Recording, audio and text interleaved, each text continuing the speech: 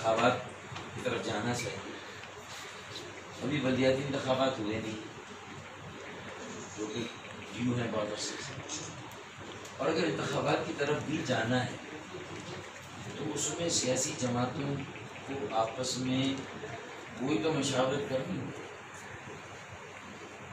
یا اپوزیشن یہ ڈیمانڈ کرتے ہیں اور حکومت مان جائے اور کل 3 ماہ کے بعد الیکشن ہو جائے.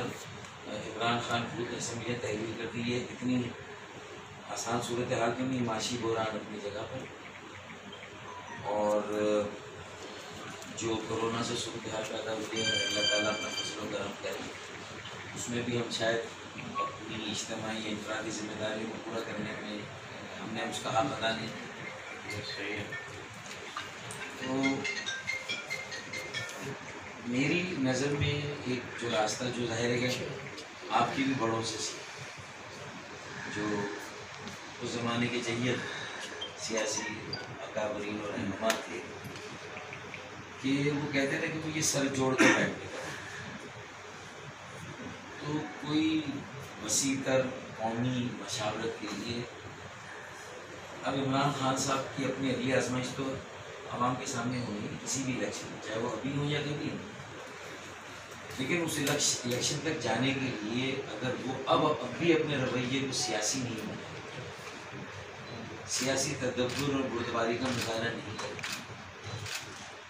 اور ان کے پاس راستے ہیں کہ وہ آئینی اداروں کو استعمال کریں اول، اور مشترکہ مفادات کی کونسل ہوتی ہے، کونسل آف کامن انٹرسٹ، اس میں 4 وزیر اعلیٰ آتے ہیں، تو کم از کم پیپلز پارٹی اس میں آ جائے گی اور سندھ کی نمائندگی اس میں آ جائے گی.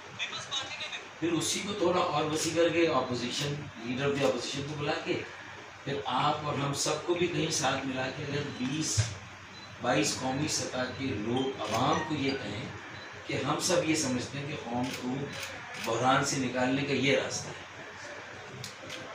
اس میں کچھ آپ کی تجاویز ہوں گی، کچھ ہماری اس میں رائے مشورے ہوں گے، اور اس میں ہماری تجویز کو آخر میں رکھیں، لیکن ایک روڈ میپ تو بنا لیں، ایک قومی مشاورت، قومی اتفاق رائے اور ایک قومی ایجنڈے پر ہم بات کر کے الیکشن تک جانے کا بھی راستہ ہو تو کیسے ہوگا.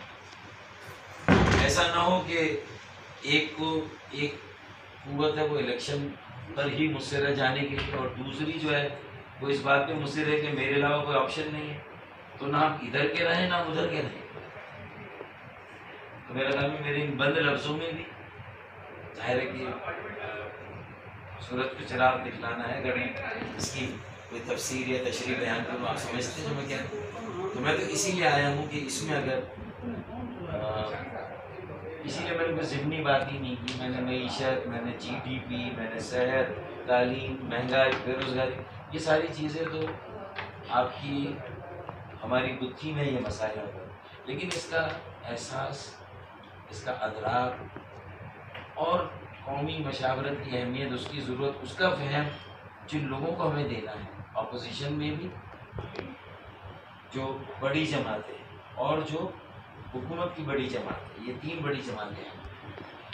تو اس میں اگر کہیں سے ہم کچھ کر سکیں تو میں آپ کے ساتھ اس طرح کے کسی بھی کام میں آگے چلنے کے لیے تیار ہوں، اپنے تمام رفقا اپنے ساتھیوں کے ساتھ. تو ہم کچھ کہیں اور آغاز کریں تو اللہ تعالیٰ سمجھتے. پھر شاید جب قومی سطح پہ یہ چیزیں ہوں گی تو اس کا کراچی کی بھی سیاست اور معاشرت پر کم از کم اچھا اثر پڑ جائے گا. معیشت کے لیے تو پھر پالیسیاں ہی چاہیے، اور وہاں بھی ایک خلا ہے اور ویکیوم ہے. اس وقت کچھ چیزیں بہت زیادہ جو جبر میں ہو جاتی ہیں، اور پھر کچھ چیزیں فطری طور پر نہیں ہوتی ہیں، اور اس میں بھی کہیں نہ کہیں اپنی چیز ڈال دی جاتی ہے تو وہ شکل اور خراب ہو جاتی ہے، بننے کی بجائے بگڑ جاتی ہے.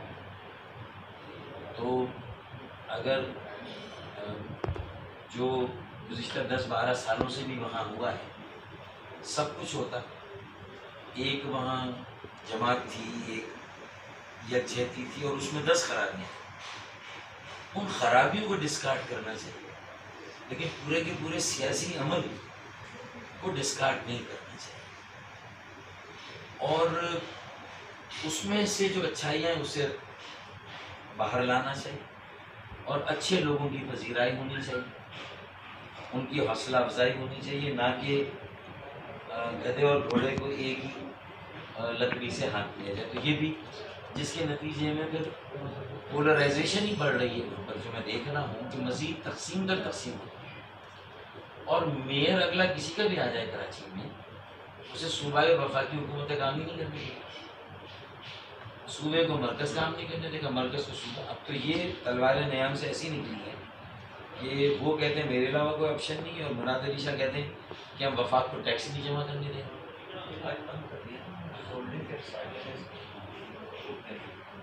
تو اگر یہ یہاں تک صورت حال آ جائے تو اسی لیے میں نے خوفناک کا لفظ بھی استعمال کیا کہ اپنی ذمہ داریوں کا احساس اور ادراک کرنا تو کچھ الٹا مطلب یہ کہ اپنی انا، اپنی عزت اور اپنے آپ کو ہی 100% صحیح سمجھنے کا وہ جو خناس ہے وہ ختم نہیں ہو رہا. کہ کوئی بھی 100% صحیح نہیں، کہیں نہ کہیں سب میں کوئی کمی ہے، اور سب جوڑ کر شاید یہ امید ہے کہ کچھ رستہ ہے. بس میں نے کہا کہ میں یہ خیالات آپ کے ساتھ شیئر کروں، باقی جس طرح بہت شکریہ.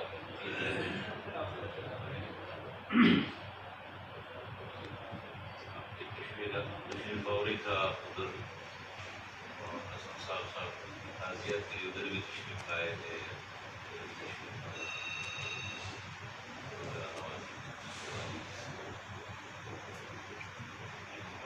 کلچر یہ ہے کہ جو مہمان کہتا ہے وہی ٹھیک ہو.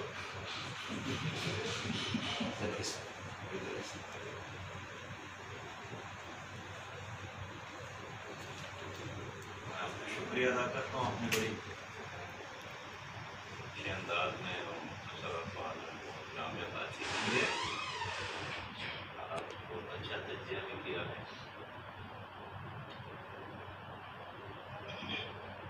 اور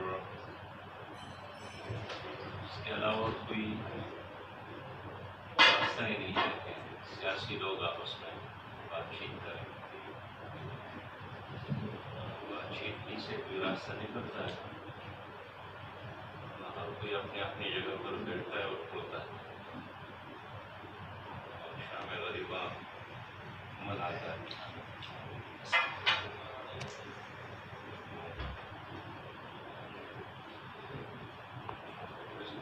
جو پارلیمنٹ میں جماعتیں ہیں، مسلم لیگ ہے، پیپل پارٹی کا یہ فرض بنتا تھا کہ وہ ماضی سے سبق لے کر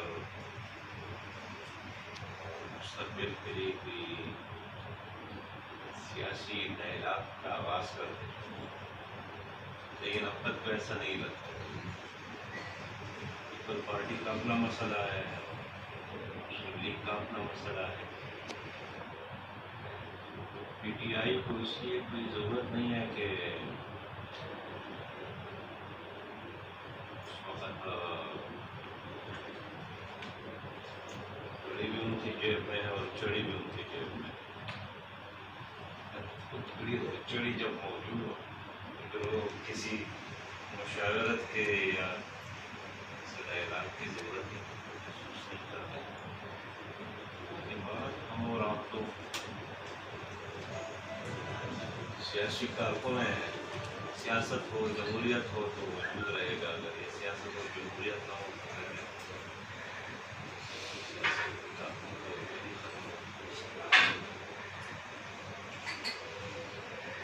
تو بجٹ کے دوران بھی میں نے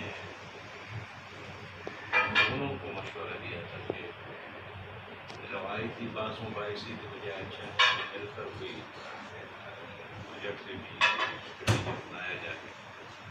اب آخری کام انہوں نے واک آؤٹ تو آپ حکومت میں رہے ہیں، ہم بھی رہے ہیں. اپوزیشن سے جب بات بنتی ہے تو پھر وہ واک آؤٹ کریں گے. چلیے ہم واک آؤٹ کریں گے اور آپ اپنا بزنس مکمل کریں. واک آؤٹ کے بعد اپنا بزنس مکمل.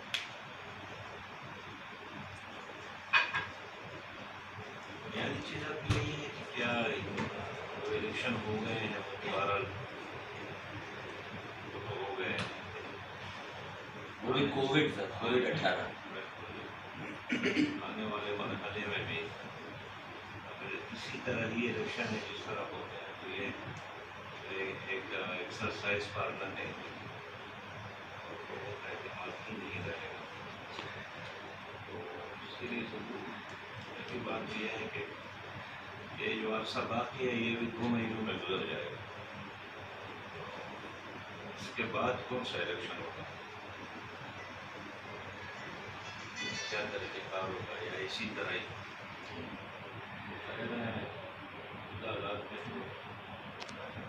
الیکشن بھی اسی طرح کا الیکشن جس طرح ہوا ہے, یہ تو ویسے وقت کا اور وسائل کا اختیاری کرتا ہے.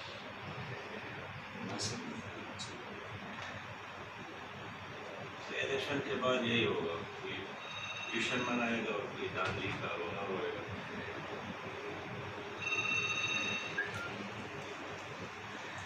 آپ کا احساس بالکل بدل آ جائے.